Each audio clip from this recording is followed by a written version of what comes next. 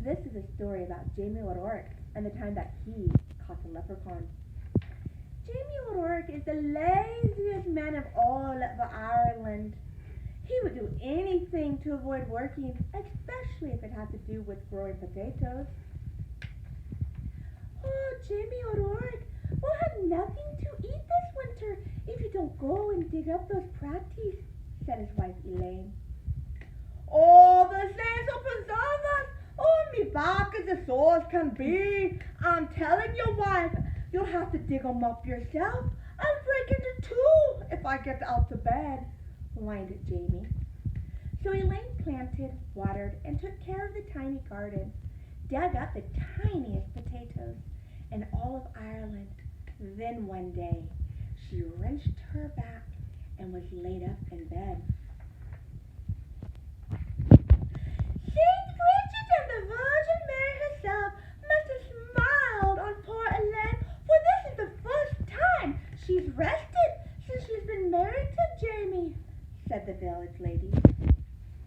Oh, poor me, I'll starve to death. I'd best go to church and confess to Father O'Malley. Oh, there's no telling how soon death will be knocking on my door, said Jamie. Jamie left at midnight, heading to the church, where he was halfway down the hill. He heard some singing and tapping.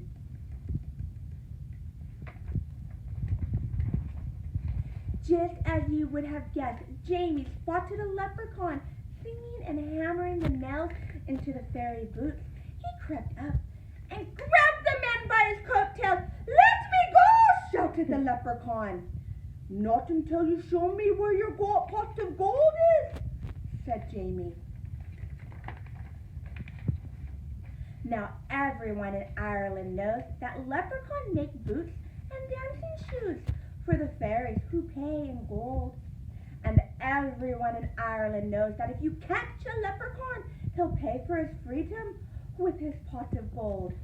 But this leprechaun was trickier than most. Oh, please, Mr. Mortal Man, I'm just starting out. I have only 1 or 2 pieces of gold in my pot. Won't you take a wish instead? Pleaded the leprechaun. What would I wish for? I'm about to starve to death, said Jamie. You could wish for the biggest party in the world. It would last all winter, and you wouldn't need to do more than plant and water the seed and wait. Done! Shouted Jamie. Off Jamie went to plant the seed. But Elaine was furious. She thought he was a fool to not take the pot of gold. And before long, the biggest, finest potato plant sprouted.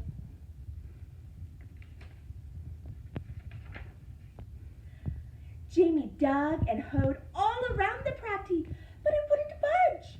And before you knew it, the villagers were all watching Jamie as he pushed and pushed the giant pratie. Jamie told the villagers of the night that he caught the leprechaun and how smart he was.